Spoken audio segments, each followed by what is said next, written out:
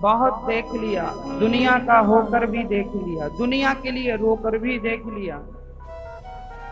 अब मुझे बस ये बता दो दुनिया वालों, क्या दुनिया वालों के लिए ही रोते रोते मर जाओगे, या कभी भगवान को पाने के लिए भी दो आंसू बहाओगे? आंसू किस बात के? आज मैं बताऊंगा आंसू किस बात के। बुढ़ापा आ गया, हे गोविंद सब कुछ मुझे मिला है,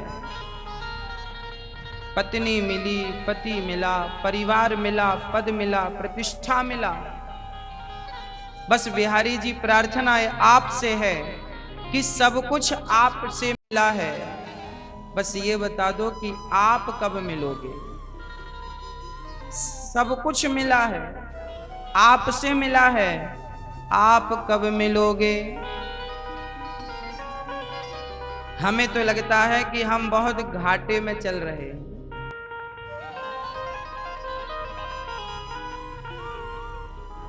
हमें तो लग रहा है हम बहुत घाटे में चल रहे हैं। हम सभी लोग, हम सभी का घाटा क्या है ये भी मैं आपको बताऊं। एक बच्चा रो रहा था तो माँ ने गोद में उठा लिया। आहा, माँ जहां जाती गोद में लेकर जाती। तभी माँ को लगा कुछ काम है, इसको गोद में लिए रहूंगी तो काम होगा नहीं। तो माँ ने बच्चे को एक लॉलीपॉप पकड़ा दिया और लॉलीपॉप पकड़ा के बिठा दिया। बच्चा बैठ गया, लॉलीपॉप चूसने लगा। अच्छा, बच्चे को लग रहा है कि लॉलीपॉप मिल गया, पर आप बताओ बच्चे का घाटा हुआ कि फायदा हुआ? अभी तो गोद में था मां की, अब अकेला बैठा है। हमारे जीवन में भी यही हाल है। जब हमें मान बढ़ाई पद प्रतिष्ठा मिलता है ना, तो समझ लेना कि यह भगवान के द्वारा दिया गया लॉलीपॉप है। भगवान हमें मान बढ़ाई पद प्रतिष्ठा का लॉलीपॉप दे देते हैं और हम इसी लॉलीपॉप में उलझ जाते हैं। और ऐसे उलझते हैं कि भगवान को याद नहीं करते। इसी को हम लॉलीपॉप को ही माई बाप मान लेते हैं, धन दौलत को, परिवार को। जिसकी प्राप्ति करने आए वो तो रह गया, लॉलीपॉप में उलझ गए। हीरा रह गया और लॉलीपॉप में उलझ गए। अब बताओ कि हीरा को छोड़ के लॉलीपॉप को चबाने वाला फायदे में है या नुकसान में है? आप ही बताओ। बिहारी जी तो हीरा है और संसार का सुख लॉलीपॉप है। आप हीरे की तरफ भाग रहे हैं या लॉलीपॉप की तरफ? आपको तो पत्नी अच्छी लगती है, पति अच्छा लगता है, पैसा अच्छा लगता है, झगड़ा अच्छा लगता है, दुनियादारी अच्छी लगती है। बिहारी जी की चर्चा अच्छी नहीं लगती, बिहारी जी की कथा अच्छी नहीं लगती, बिहारी जी का कीर्तन अच्छा नहीं लगता, बिहारी जी के दर्शन को भी तड़प नहीं होती। तो क्या कहा जाए, हम हीरे को छोड़कर हम लॉलीपॉप की तरफ भाग रहे हैं। इसका तात्पर्य यह है कि हम सभी अभी घाटे में चल रहे हैं। हम सभी घाटे में चल रहे हैं। हम सभी का नुकसान हो रहा है। हर श्वास जा रही है, व्यर्थ में जा रही है, कोई अर्थ नहीं निकल रहा।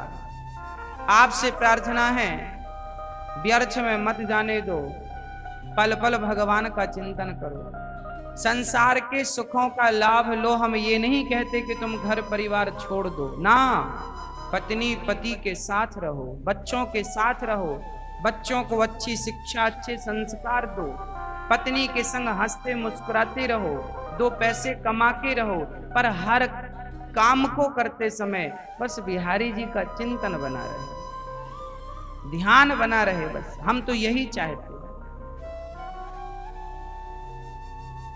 आज नंद बाबा जब यमुना स्नान करने गए, वरुण देवता उन्हें लेकर चले गए।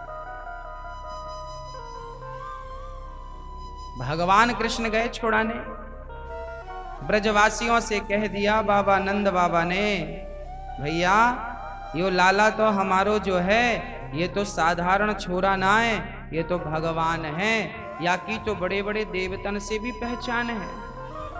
ब्रजवासी बोले, क्यों रे लाला तू सच्ची बता, सच्ची में भगवान है? कन्हैया बोले, हाँ मैं भगवान हूं। बोल का करेगो छोरा? ब्रजवासी बोले, लाला करेंगे का, यदि तू भगवान है तो बस एक काम कर दियो। कौन सो काम? एक बार हमें बैकुंठ को दर्शन कराए दे।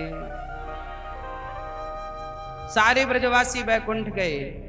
बैकुंठ जब पहुंचे, ब्रह्म कुंड में गोता लगा के, आज भी रंग जी के मंदिर के पास ब्रह्मांड कुंड है, ब्रह्म कुंड। जिस ब्रह्म कुंड में वो ब्रजवासी गोता लगा के वहां गए स्वर्ग बैकुंठ में। पर वहां बैकुंठ में जब कृष्ण ना मिले तो ब्रजवासी वापस लौट के आए, लाला तेरे बैकुंठ में हमारो कछु काम ना है, वहां तो तेरो दर्शन ही ना है। अर्थात जहां पे भगवान का दर्शन ना हो वो भले बैकुंठ ही क्यों हो, वो बैकुंठ भी हमें अच्छा नहीं लगेगा। ये भाव भक्त का है। जिस भजन में राम का नाम ना हो उस भजन को गाना ना चाहिए। जिस भजन में राम का नाम ना हो, जहां पर भगवान ना हो, वहां हम जाकर क्या करेंगे? हाँ,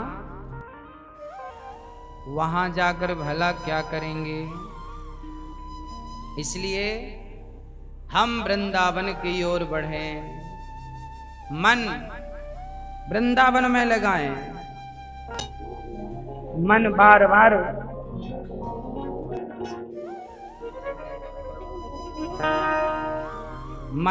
बार करता है वृंदावन जाने का, मन बार बार करता है बिहारी जी के दर्शन करने का। मन का पक्षी कहीं भी रहे पर उड़ करके इसे बिहारी जी के चरणों में बिठा दो, उड़ा करो।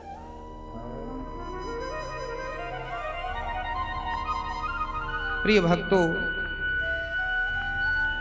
जब भगवान आज देखते हैं कि शरद पूर्णिमा की रात्रि आ गई, भगवान पिता रात्रि शरदोत फुल्ल मल्लिका वीक्षरंतुम मनश्चक्रे योग माया मुपाश्रिता।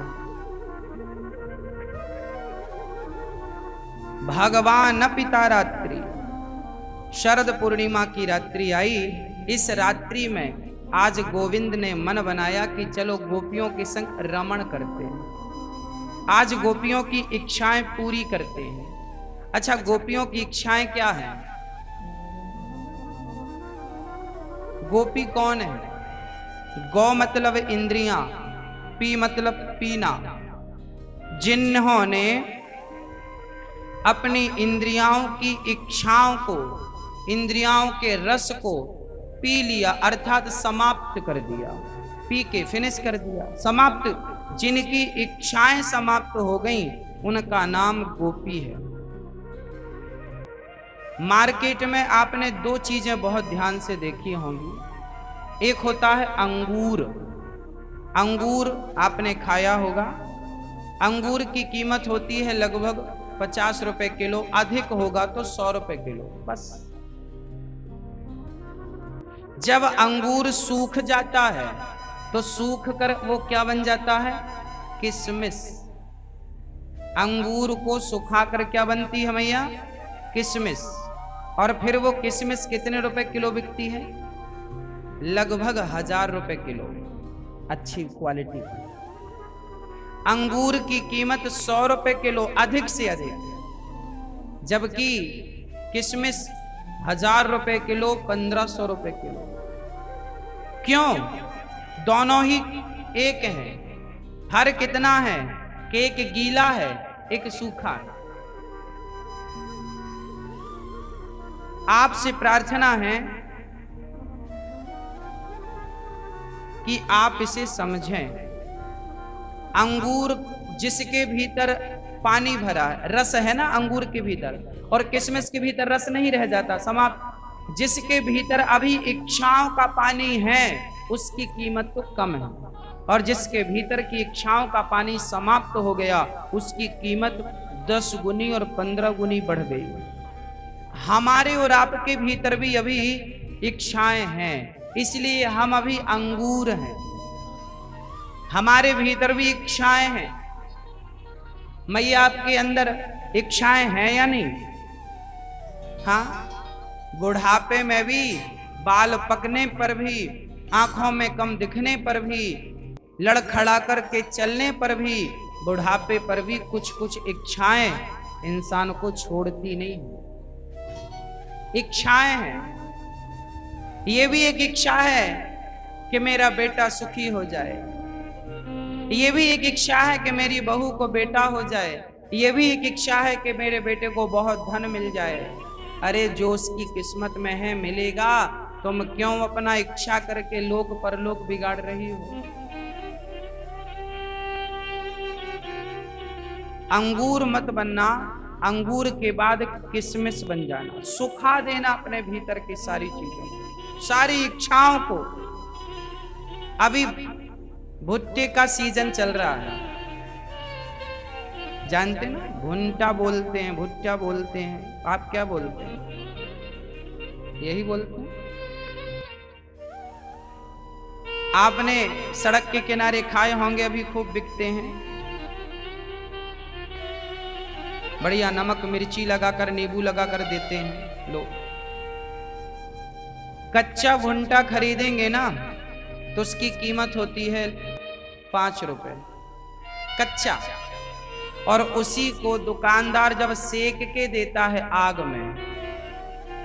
आग में सेकता ना वो भुट्टे, जब आग में भुट्टा सिक जाता है तो कीमत कितनी हो जाती है?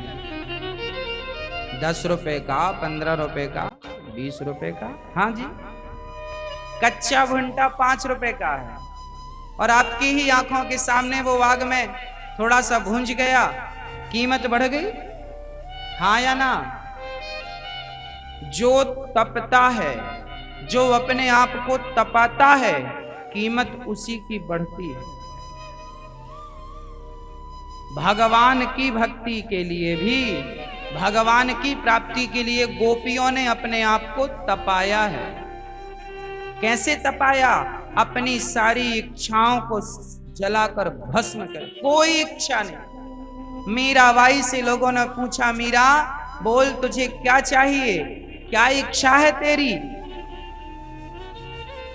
क्या तुझे धन चाहिए? मीरा बोली धन क्या चाहिए, मेरे कमरे में तो कमरा भर के मेरे जेवर पड़े थे। मीरा राजा की बेटी थी और राजा की ही बहू थी।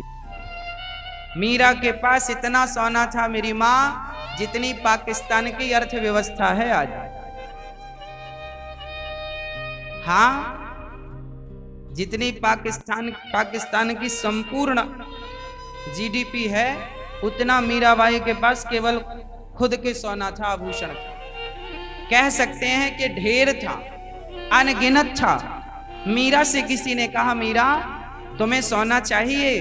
मीरा ने कहा, हमारे तो घर में पड़ा सोना, सोना नहीं चाहिए। फिर हीरे मोती, उनकी भी कमी नहीं है। तो पद प्रतिष्ठा ना, पद प्रतिष्ठा की कोई लालच नहीं। फिर क्या चाहिए? संसार के भोग चाहिए ना, उनसे तो मन ही हट गया। फिर क्या चाहिए? तब मीरा ने कहा, हमें एक नजर केवल कृष्ण का दर्शन करना है। किसे देखना? कन्हैया तुम्हें एक नजर देखना, जिधर तुम छिपे हो उधर देखना, हमें किसी को देखना ही नहीं। ऐसा प्रेम मीराबाई का था, ऐसा त्याग था मीरा के अंदर, कोई कामना नहीं। सारी कामनाओं को भस्म कर रखा है। अच्छा, आप लोग अपने आप से एक प्रश्न करिए। आप जरा मुझे एक बात बताइए, अभी आपके भीतर कौन सी इच्छा और रह गई है? बताओ। मैं आपसे प्रश्न कर रहा हूं, आप सभी कथा प्रेमियों से। बताइए, आपके भीतर कौन सी इच्छा अभी शेष है? क्या चाहिए आपको?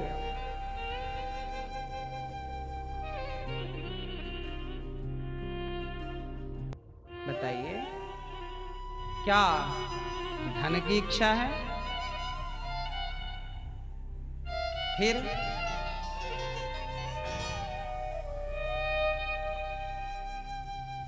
प्रतिष्ठा की इच्छा है, नाम हो जाए हमारा। सच कहूं तो ये प्रतिष्ठा बंधन का कारण है। सच कहूं तो पैसा भी बंधन का कारण है। सच कहूं तो संसार की हर उपलब्धि बंधन का कारण है। जो उपलब्धियों की बेड़ियों में जकड़ा रहता है ना, वो कभी भगवान तक नहीं पहुंचता। इसलिए प्रार्थना करता हूं, आप भी इन उपलब्धियों की बेड़ियों से जरा छूट जाएं। निष्कपट निष्काम भाव से भगवान के हो जाएं, कामना रहित बन जाएं। एक सामान्य व्यक्ति की इच्छाएं क्या होती हैं? मेरे पास खाने को रोटी हो, अर्थात पैसे हों, घर हो और पहनने को, रोटी, कपड़ा और मकान। सामान्य व्यक्ति यही चाहता है कि उसे खाने को रोटी मिल जाए, रहने को मकान मिल जाए, पहनने को कपड़े मिल जाए। बस ये हम सब की जरूरत है। हम सारे लोग अपनी जरूरतें पूरी कर रहे हैं। रोटी हमारी जरूरत है, कपड़ा हमारी जरूरत, मकान हमारी जरूरत है। अब आप मुझे ये बताओ, इन तीनों में से आपके पास किस चीज की कमी है? क्या आपके पास खाने को रोटी नहीं है? क्या आपके पास रहने को मकान नहीं है? क्या आपके पास पहनने को कपड़े नहीं हैं? यदि इन तीनों में से कोई चीज कम हो तो आप मेहनत करके इसे जल्दी बनाओ। घर नहीं है तो घर बना लो, भगवान चाहेंगे तो जल्दी आपका घर बन जाएगा। रोटी की व्यवस्था भी भगवान जल्दी कर देंगे, 2 पैसे आने लगेंगे। रोटी भी मिल गई, कपड़े भी मिल गए, मकान भी। अब क्या चाहिए? अब आपकी जब जरूरतें पूरी हो जाती है ना, तब आपकी इच्छाएं जागने लगती हैं। क्या जागती हैं? इच्छाएं। देखिए, जरूरतें तो पूरी हो सकती हैं, पर इच्छाएं पूरी नहीं हो सकती। जरूरत तो रिक्शे वाली की भी पूरी हो जाती है, और इच्छाएं तो सिकंदर जैसों की भी अधूरी रहती है। समझ रहे हैं? जरूरत और इच्छाओं में अंतर क्या है? जरूरतें रोटी, कपड़ा, मकान और शिक्षा, ये हमारी जरूरत है। और इच्छा क्या है? इच्छा हमारे पास आलीशान बंगला हो, नाम हो, गाड़ी हो, ये हो, ये इच्छाएं हैं। इसलिए अपनी इच्छाओं पर जरा कंट्रोल कीजिए। कूल कूल शांति, ठंडा रखिए दिमाग को। ये इच्छाएं, इंद्र की भी इच्छाएं पूरी ना हो सकी। इंद्र की इच्छाएं पूरी ना हो सकी, रावण की इच्छाएं पूरी ना हो सकी, जिसकी लंका सोने की थी। जरूरतें तो राम की भी पूरी हो गई थी। वनवास के दौरान घास की कुटिया थी, जंगली फल थे, और पहनने को जंगल से वस्त्र मिल जाते थे कैसे करके। तो राम की इच्छाएं तो जंगल में भी पूरी हो गई, और राम की जरूरत तो जंगल में भी पूरी हो गई, और रावण की इच्छाएं लंका में भी पूरी ना हो सकी। इच्छाएं अनंत। आपसे प्रश्न करता हूं, आपकी कितनी और इच्छाएं बची हैं? बता दो, क्या इच्छा बची है आपकी? हाँ, जल्दी से साफ सफाई कर लो इन इच्छाओं की, नहीं ये दुर्गति करने वाली इच्छाएं हैं। आज सारी गोपियां अपने काम में मस्त थी, यमुना के तट पर खड़े होके श्याम सुंदर ने सुंदर से बांसुरी बजाई। सारी गोपियों ने जब काम पूरा किया, सारी गोपियां अपने काम में व्यस्त थीं। किसी के गाय दोहने का समय तो किसी के श्रृंगार का समय तो किसी के कोई काम, सारी गोपियां काम में उलझी थीं। तभी बांसुरी सुनाई पड़ी। गोपियों ने काम को वहीं छोड़ा और कृष्ण से मिलने दौड़ पड़ी। गोपियां काम को नहीं, कृष्ण को महत्व देती हैं। हाँ, काम छोड़ कर एक दुहंतो भी यो काश्चित दोहम हित्वा समुत्सुका। गाय दोहना छोड़कर गोपी बढ़ती है कृष्ण से मिलने के लिए। वाह, छोड़ दी गाय, चल पड़ी कृष्ण से मिलने के लिए, दौड़ पड़ी। एक सखी आंखों में काजल लगा रही थी, बंसी सुनाई पड़ी, दौड़ पड़ी। मतलब भगवान से मिलने की ऐसी उत्कंठा कि काम को तुरंत छोड़ दिया। ये नहीं कि दूध चूल्हे पर चढ़ा है तो चूल्हे से दूध को उतार दूं। गोपियों को लगा कि चूल्हे से दूध को उतारने में समय लग जाएगा, इतने में तो हमारे 20 कदम बढ़ जाएंगे। दौड़ पड़ी काम छोड़कर। एक सखी तो बच्चे को दूध पिला रही थी, नवजात बच्चा था, अभी उसका पेट नहीं भरा कि गोपी उस बच्चे को छोड़कर कृष्ण से मिलने के लिए चल पड़ी। दूध पीने वाले बच्चे को छोड़ दिया। साहब, ऐसी उत्कंठा भला, ऐसा प्रेम भला कहां होगा? इसलिए कहता हूं, जो करो 100% करो, अच्छे से करो, वही करो। हम भगवान से प्रेम करें तो 100% प्रेम करें। हम कोई भी काम करें 100% करें, अच्छे से करें। गोपियां प्रेम करती हैं तो इतना अच्छा प्रेम करती हैं कि उस प्रेम में पुत्र बाधा बने तो पुत्र को छोड़ दिया, भोजन बाधा बने तो भोजन को छोड़ दिया, परिवार बाधा बने तो परिवार को छोड़ दिया। पति सुतान्वया भ्रातृबांधवा, पति को, भाई को, पुत्र को, परिवार को गोपियों ने छोड़ दिया केवल एक कृष्ण के लिए। एक कृष्ण के लिए गोपियों ने सबको छोड़ दिया और हम लोगों ने सबको पकड़ रखा है, कृष्ण को ही छोड़ दिया। ये अंतर है हम में उनमें। जब गोपियां आईं तब भगवान ने स्वागत किया।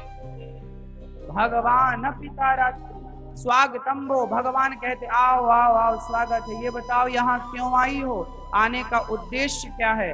देखिए, पहली बार तो कृष्ण बांसुरी बजाकर बुलाते हैं। जब गोपियां आई तो पूछते हैं क्यों आई हो, आने का हेतु क्या है?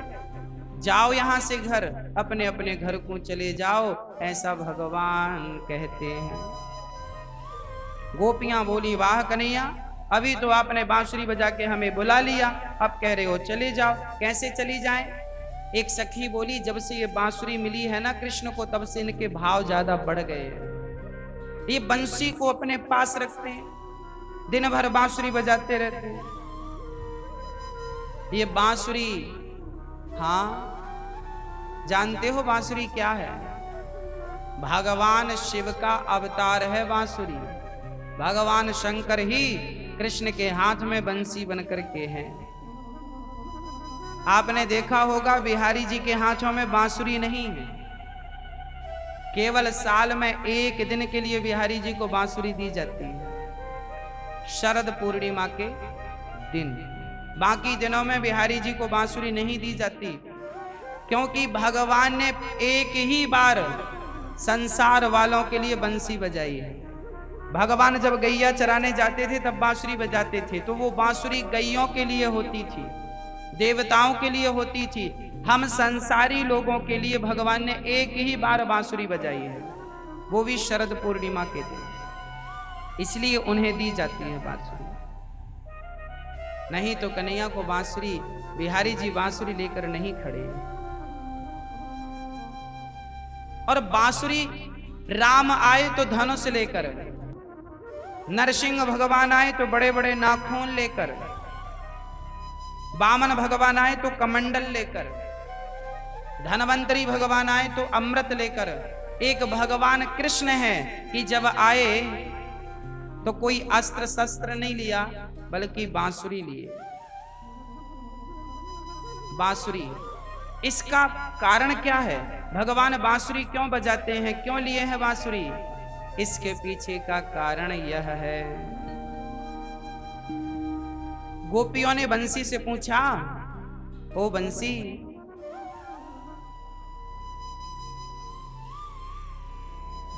गोपियों ने गोपियों ने बंसी से पूछा, कौन सा पुण्य किया है तूने? हमें तो बता, कौन सा पुण्य किया है कि गोविंद अपनी अधरों पे तुझे रखते हैं? तब बंसी ने कहा,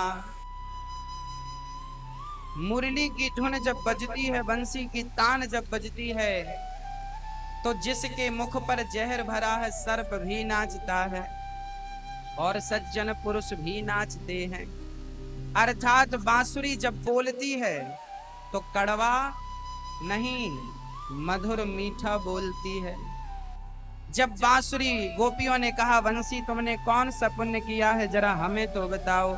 बंसी ने कहा, हमने कोई पुण्य नहीं किया, हम केवल मीठा बोलती हैं और वही बोलती हैं जो भगवान बुलाना चाहते हैं। अपने मन से हम कुछ नहीं बोलते। आप भी ज्यादा मत बोला करो, वही बोला करो जो उचित है, और भगवान जो बुलाना चाहे बंसी को वही बंसी बोलती है, नहीं तो चुप रहती है, कुछ नहीं बोलती और मधुर बोलती है। आप भी मीठा मीठा बोला करो। आप लोग कैसा बोलते हैं, कड़वा या मीठा? सत्यम ब्रूयात प्रियम ब्रूयात। जीवन में सत्य तो बोलो पर मीठा बोलो। एक शब्द से आग लग जाती है और एक शब्द से बाग लग जाते हैं। आग लगाना है, बाग लगाना है, मर्जी आपकी। इसलिए हमें कैसा बोलना चाहिए? मीठा बोलना चाहिए, बहुत मधुर बोलो। किसी की निंदा चुगली ना करो, किसी का दिल ना दुखे। आप बोलने के पहले ये जरूर विचार करें कि कहीं आपके वाणी से, आपके शब्द से किसी का दिल तो नहीं दुख रहा है। भगवान ने गोपियों से कहा, देवियों अपने अपने घर को चली जाओ। गोपियों ने कहा, प्रभु हम तो अपने पति की आज्ञा परिवार से मिलकर आई हैं। भगवान ने कहा, देवियों कभी भी किसी भी हाल में, कभी भी किसी भी हाल में नारी को अपने पति का त्याग नहीं करना चाहिए। पति कैसा भी,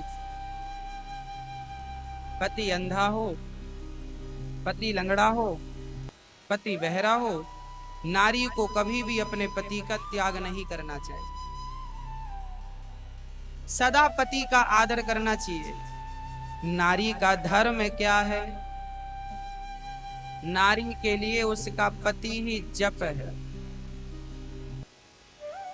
नारी के लिए उसका पति ही तपस्या है। नारी कुछ ना करे, केवल अपने पति को भगवान मानकर सेवा करती रहे, तो उस नारी का भी उद्धार हो जाता। इसलिए नारी का एक ही कर्तव्य होना चाहिए, केवल पति की सेवा, केवल पति के चरणों में प्रेम। मैया जी, ओ मैया, बताओ पतिव्रता नारी किसे कहते हैं? जो अपने पति के सिवा स्वप्न में भी पराये पुरुष का चिंतन ना करे, वो सच्ची पतिव्रता। जो नारी पति के सोने के बाद सोती हो, जागने के पहले जाग जाती हो, जो पति की आज्ञा को भगवान की आज्ञा मानकर पालन करती हो, जो पति को भोजन कराने के बाद भोजन करती हो, उसे पतिव्रता जानो। हाँ, तो पतिव्रता नारी बनना। पतिव्रता नारी वह है जो सदा अपने पति की आज्ञा को माने। नारी का धर्म है पति की सेवा करना। आपसे मेरी प्रार्थना है पत्नी को चाहिए पति की सेवा करे और पति को चाहिए पत्नी का सम्मान करे। केवल पत्नी का धर्म नहीं, पति का भी धर्म है। इसलिए कहता हूं कि नारी का भी सम्मान करना सीखो। आज हमारे देश में क्या सारी जगह लगभग नारियों का सम्मान। हम सभी को चाहिए कि पढ़ी लिखी समाज है तो नारी का भी हम सम्मान करें, नारियों का अपमान ना करें। नारी निंदा ना करो, नारी नर की खान और नारी ने पैदा किए राम कृष्ण हनुमान। नारी पांव की जूती नहीं, नारी सिर की पगड़ी है। नारी पुरुष का सम्मान है। नारी के बिना घर अधूरा होता है। नया जब आप बनाते हैं ना, उसे मकान कहते हैं। जब नई बिल्डिंग बनाते हैं तो बिल्डिंग को क्या बोलते हैं? मकान। पर जब उस मकान में आपकी पत्नी और आप परिवार जाता है तो वो मकान नहीं रहता, वो घर बन जाता है। ईंट पत्थर से मकान नहीं, बल्कि पत्नी से मकान बनता है। पत्नी यदि पेड़ की छांव में है, वहां कुटिया बनाकर, तो लोग यही कहेंगे फलाने का घर वहां है, क्योंकि वहां घास की कुटिया है। ऐसा नहीं कहेगा आदमी फलाने का मकान वहां है। घर, क्योंकि घर पत्नी से ही घर बनता है, नहीं तो वो खंडहर होता है। इसलिए नारी का आदर करो, नारी का सम्मान करो। हम लोग सम्मान ना करते हुए अपमान करते रहते, शिकायत बनी रहती है। जब तक जिंदा होती है ना पत्नी, शिकायत, तुमने ऐसा नहीं किया, तुम ऐसी हो, तुम वैसी हो। जब मर जाती है तब लगता है जैसी थी बहुत अच्छी थी।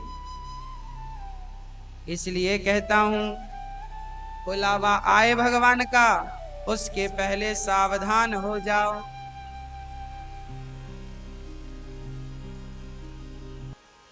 जब हम मरेंगे ना, तो आप एक एक मिनट की अहमियत को तब समझेंगे जब समय खत्म हो चुका होगा।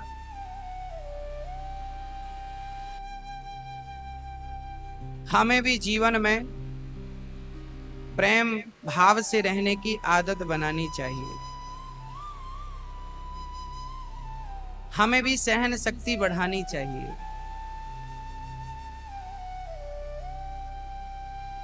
हमें गृहस्थी में रहकर अपनी गृहस्थी को मधुर बनाने के लिए पत्नी को चाहिए कि वो घर में जो बातें होती हैं उन पर कोई रिएक्शन ना करे। कई बार क्या होता है, सास ने कुछ बोल दिया बहू को, बहू बोली अब मैं घर पे नहीं रहूंगी।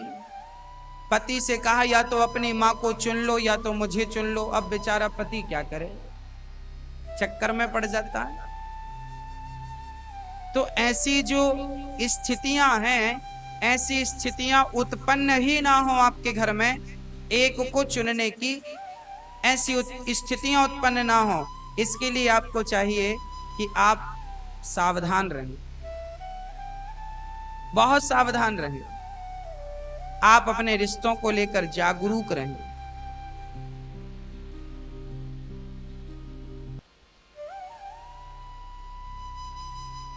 अच्छा ये बताओ, हमारी जो गाड़ी है, गाड़ी 4 व्हीलर, इसमें क्या क्या होना जरूरी है?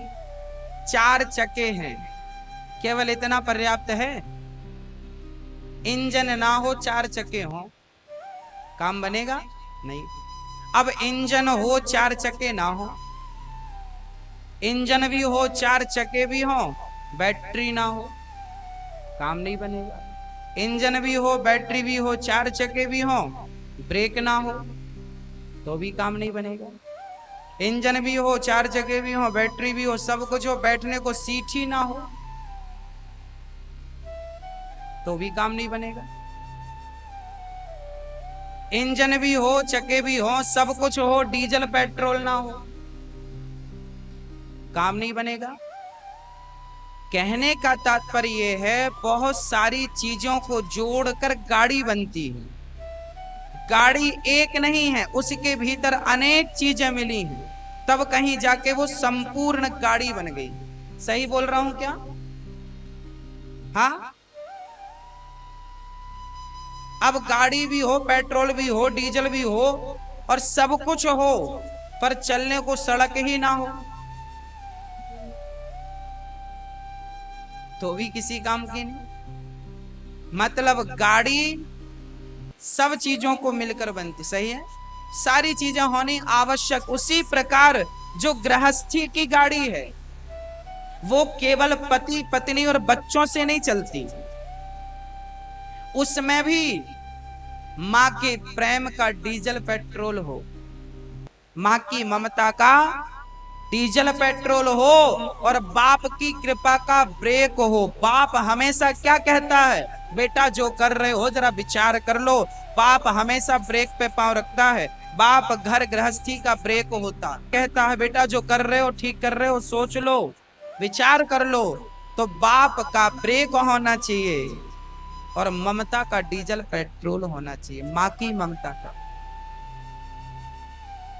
हाँ, पत्नी जो है वो पत्नी हमारा रास्ता है, जिस रास्ते में हमको चलना है। हाँ, हमारा जीवन घर परिवार के पहियों से चलता है। यदि गृहस्थ में रहना है तो आपको परिवार को और समाज को भी लेकर चलना पड़ेगा। तो घर परिवार और समाज ये पहिया है। आप सोचें कि आप किसी से ना मिलें, किसी के घर ना जाएं, किसी के सुख में ना जाएं, किसी के दुख में ना जाएं, ऐसा नहीं होता। गृहस्थी में सबकी जरूरत पड़ती है, पत्नी की, पति की, बच्चों की, माता की, पिता की, सास की, ससुर की, पड़ोसियों की, रिश्तेदारों की। इसलिए आप सारे रिश्तों को निभाते हुए आगे चले। केवल एक पत्नी को लिए चले गए, साहब ये तो समझदारी नहीं हुई। अपनी मां को छोड़ देंगे तो लोग क्या कहेंगे, लोग फलाने ने अपनी मां की सेवा नहीं की, फलाने ने मां की सेवा नहीं की। बताओ, उसके पास सब कुछ है, मां की सेवा नहीं करता। इससे भी आपको बचना है। समाज आपके बारे में क्या कह रहा है, समाज आपके बारे में क्या सोच रहा है, ये भी आपको देखना चाहिए। हाँ या ना? राम को लोग क्या कहते थे, राम के बारे में क्या सोचते थे, राम खुद जाकर सुनते थे। राम रूप बदलते थे, प्रजा का रूप बनाते थे और भीड़ में जाकर बैठ जाते थे। वहां लोग क्या चर्चा करते हैं, राम की, राजा की, अपने राजा की, राम सुनते थे। आपका भाई आपको पीठ पीछे क्या बोलता है, आपका परिवार आपके पीठ पीछे क्या बोलता है, आपके रिश्तेदार आपके बारे में क्या बोल रहे हैं, क्या गलत तो नहीं बोल रहे हैं? आप गलत करेंगे तब लोग गलत बोलेंगे। इसलिए कोशिश करिए कि आपकी सोच गलत ना हो, मार्ग गलत ना हो, डिसीजन, निर्णय गलत ना हो और सारे लोगों को लेकर आप चलें, सबको लेकर। बड़ा भाई है तो छोटे भाई को भी लेकर चले। छोटा भाई कमाता है तो बड़ा भाई कम कमाता है तो छोटे को चाहिए बड़े को भी साथ में लेके चले। मतलब जो संपन्न है वो उनको साथ लेकर चले जो संपन्न नहीं है। भाई माँ बच्चे की उंगली पकड़कर चलती है, माँ बड़ी है बच्चा छोटा है, तो जो बड़ा है उसे चाहिए कि आप अपने से छोटों की उंगली पकड़ के चले ताकि उनकी भी नैया पार हो जाए। अक्सर देखने को ये मिलता है जब लोग धनी बनते हैं तो अपनों का भी साथ छोड़ देते हैं। ये संस्कार नहीं है हमारे। गोपियां, इसलिए हमें अच्छा गृहस्थ जीवन निभाना चाहिए। गृहस्थी में रह के हमें दान पुण्य सत्कर्म करना चाहिए। आज द्वादशी है, आश्विन मास कृष्ण पक्ष द्वादशी। द्वादशी कहते हैं आज संन्यास द्वादशी। आपके कुल खानदान में आपका कोई एक आदमी सन्यासी हो गया, उस सन्यासी को आप पिंडदान कब दें?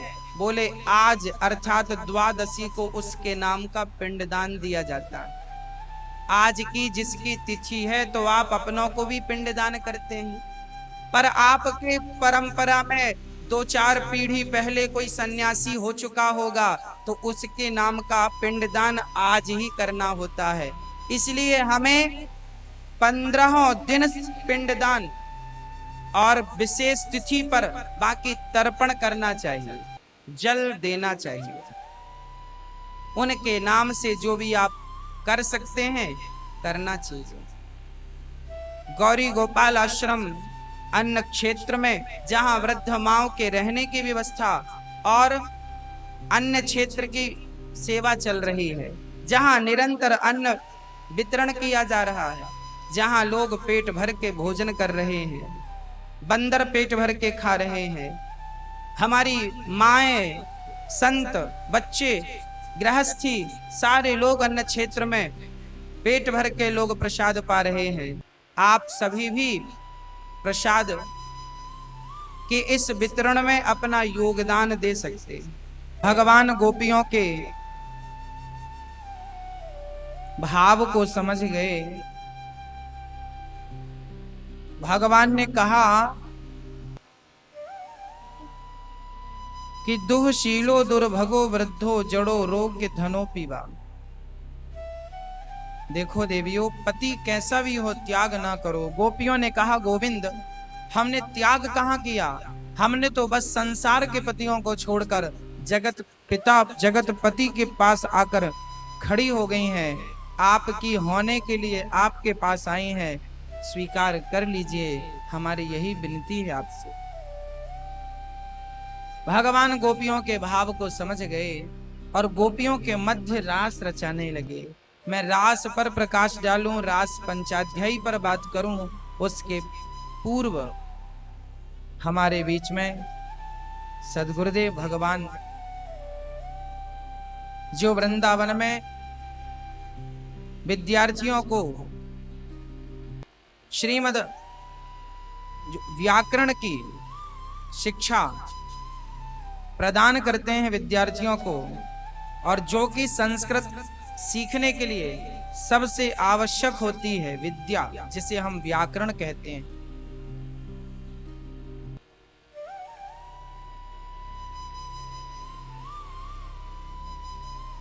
श्री परम पूज्य परम वंदनीय आचार्य श्री रामदत्त मिश्रा जी हमारे मध्य, जो व्याकरण के धुरंधर हैं और जो सबसे कठिन संस्कृत इस दुनिया में, इस पूरे दुनिया में जो सबसे कठिन व्याकरण है। इंग्लिश की ग्रामर इतनी कठिन नहीं है क्योंकि वहां तो अक्षर ही 26 है। हाँ, दुनिया की कोई भी भाषा इतनी कठिन नहीं जितनी संस्कृत है, परंतु संस्कृत समझ में आ जाए तब सरल लगती है। ऐसी संस्कृत की जो व्याकरण है, उस व्याकरण के परम विद्वान सद्गुरुदेव भगवान हमारे मध्य हैं, और हम सभी को इनके पावन चरणों में बैठ के आपके अमृतमय वचन श्रवण करने का सौभाग्य प्राप्त हो रहा है। परम वंदनीय, परम हृदय को पावन करने वाली निर्मल वाणी से अब हम पावन शब्दों को श्रवण कर अपने जीवन को धन्य धन्य धन्य धन्य बनाएंगे। बोलिए भागवत भगवान की जय। जय श्री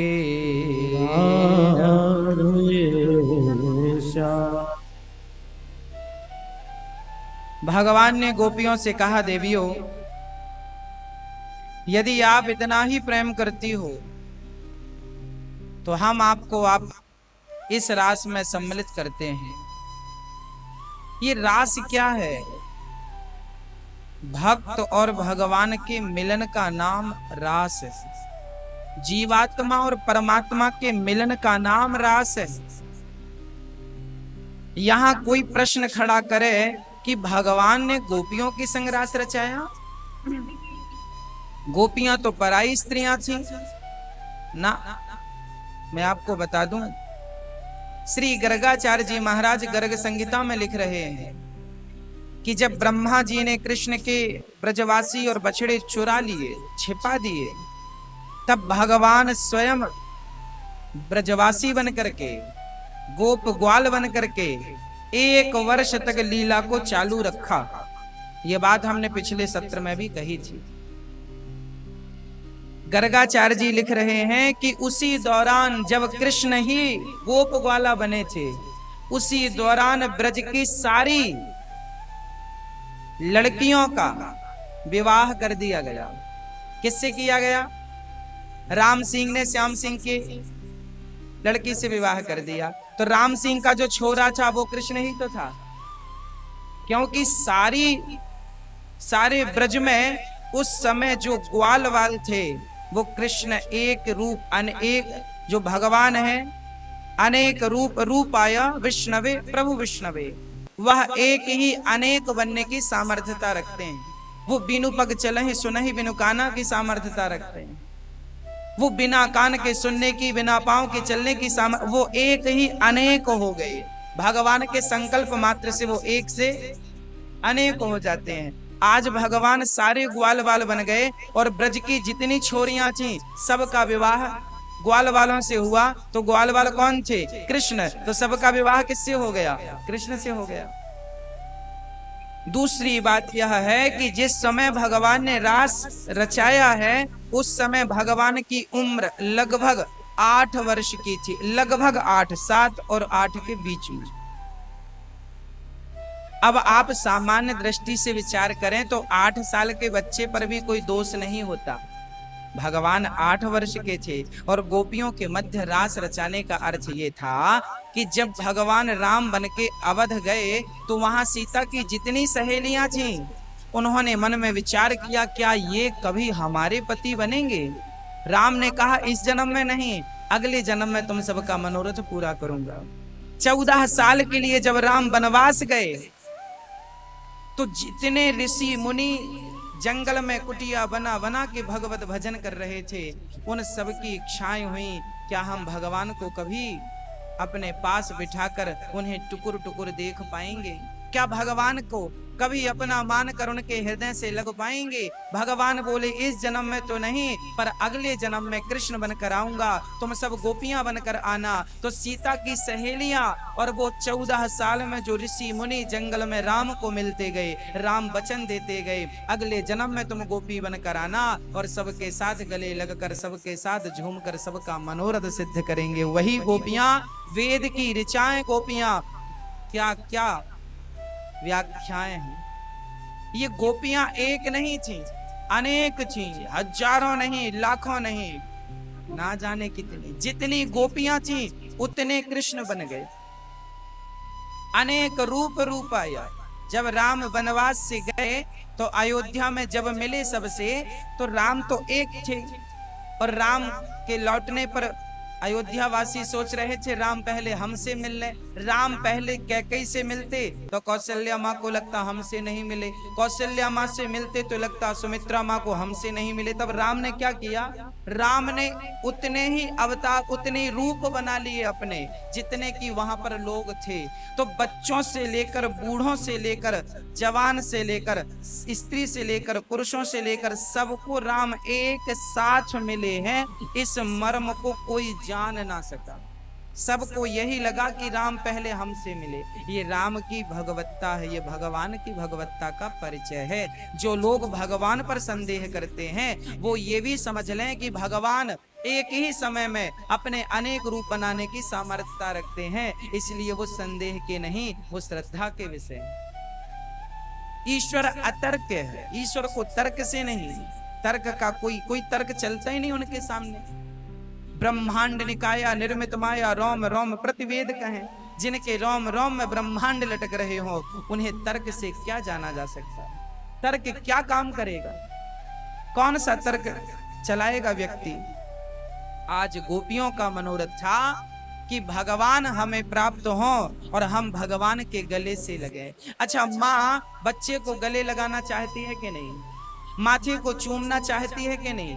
गालों को चूमती है, माथे को चूमती है, बच्चे को हृदय से लगाती है। माँ का बेटा साल भर में परदेश से आए तो माँ दूर से मिलने से रही नहीं। माँ जब तक गले ना लगाए बच्चे को, उसके गालों को चूम न ले, माथे को चूम न ले, तब तक माँ को तसल्ली नहीं मिले। ये रियल बात है। यदि माँ को बच्चे के माथे को चूम कर तसल्ली मिलती है ना, तो गोपियां तो भगवान की वो जन्म जन्म की भक्त थीं, जो भगवान को देखकर तसल्ली नहीं कर सकती थी, वो तो भगवान को गले लगाकर तसल्ली करना चाहती थी। तो गले लगाने के लिए भगवान को ये लीला रचनी पड़ी, भगवान को एक रास तैयार करना पड़ा। बांसुरी बजाकर गोपियों का आवाहन किया, गोपियां सारा काम छोड़ करके आई। अब भगवान कहते हैं पतियों के पास जाओ। गोपियों ने मना कर दिया, ना हमारे पति आप हैं। तब भगवान ने उन्हें अधिकारी मान करके और अपने उस रास में सम्मिलित किया। अच्छा, रास में केवल स्त्रियां थी ऐसा नहीं, रास में पुरुष थे। 2 पुरुषों को तो मैं जानता हूं, आगे बहुत सारे भी हो सकते। पहले पुरुष थे भगवान शंकर। रास में गोपियां आई। गोपियां मतलब केवल गोपियां नहीं, गोपियां मतलब स्त्रियां नहीं। भाई देखिए, कथा में श्रोता आते हैं ना, तो श्रोताओं में पुरुष भी होते हैं और स्त्रियां भी होती हैं। लोग कहते हैं ना बहुत सारे श्रोता थे, तो ये थोड़ी कहा जाएगा कि बहुत सारी श्रोतियां भी थी। भाई श्रोता कह दिया गया तो वो स्त्री पुरुष दोनों के लिए हो गया। अलग से आपको श्रोती कहने की जरूरत नहीं पड़ी। श्रोता मतलब सब। उसी प्रकार गोपी मतलब केवल स्त्री नहीं, गोपी तो एक भाव था। वहां तो शंकर जी भी गोपी बन के पधारे और नारद जी भी गोपी बन। गोपी किसी स्त्री का नाम नहीं था, गोपी एक भाव था, एक यूनिफॉर्म कह सकते हैं आज की भाषा में। बच्चे स्कूल जाएंगे तो उनको टाई लगाकर, बैच लगाकर, बेल्ट लगाकर जाना पड़ेगा। वेद पढ़ने ब्राह्मण आए हैं तो कांच लगाकर, तिलक लगाकर, शिखा रखकर, जनेऊ पहन के जाना पड़ेगा। ये मर्यादाएं हैं। वेद पाठी ब्राह्मण की मर्यादा है कि शिखा हो, तिलक हो और कांच हो, लंगोटी हो। हाँ, तिलक, कांच, लंगोटी, शिखा अनिवार्य है। उसी प्रकार उस गोपियों के उस रास के समूह में अनिवार्य था कि जो भी आएगा उसे गोपी बनकर, गौ मतलब इंद्रियां, पी मतलब पीना, जिन्होंने अपनी इच्छाओं को समाप्त कर रखा है वही इस रास में सम्मिलित हो सकता है, चाहे वो स्त्री हो या पुरुष हो। ना तो स्त्री से मतलब था, ना तो पुरुषों से मतलब था। आपकी वासनाएं, आपकी इच्छाएं समाप्त हो गई, आप उस रास के योग्य बन गए। यही रास है। और उस रास में जब भगवान सम्मिलित भये, गोपियां सम्मिलित भईं, अद्भुत रास चला। भगवान गोपियों के मध्य पहुंचकर कभी गोपियों के पांव की पायल गिरती तो पांव की पायल पहनाते हैं, कभी गले का हार संभालते हैं, तो कभी गोपियों को देखते हैं टुकुर टुकुर, तो कभी गोपियों के बाल सुलझाने लगते हैं, तो कभी गोपियों की कंघी करने लगते हैं, तो कभी गोपियों से बात करने लगते हैं। ऐसे दिव्य रास कभी गोपियों के चरण अपने जंघा पे रख के और गोपियों को कहने लगते हैं, देख तेरे चरण कितने कोमल हैं, यूं नंगे पैर ना चलाकर चोट लग जाएगी। ऐसे भगवान गोपियों के संग एक सामान्य व्यक्ति की तरह सामान्य भाव से गोपियों के साथ सहजता से बात कर रहे हैं, रास रचा रहे हैं, झूम रहे हैं, नाच रहे हैं, गा रहे हैं, आनंद से खुशियां मना रहे हैं। तभी घटना क्या घट गई, गोपियों को अहंकार आ गया, मैं बड़ी सुंदर हूं। कहते हैं ना भक्तों, जब तक खिलौना बच्चों को ना मिले तब तक वो खिलौना बच्चों को महंगा लगता, अर्थात उसकी जिद होती है, माँ हमें ये खिलौना दिला दो।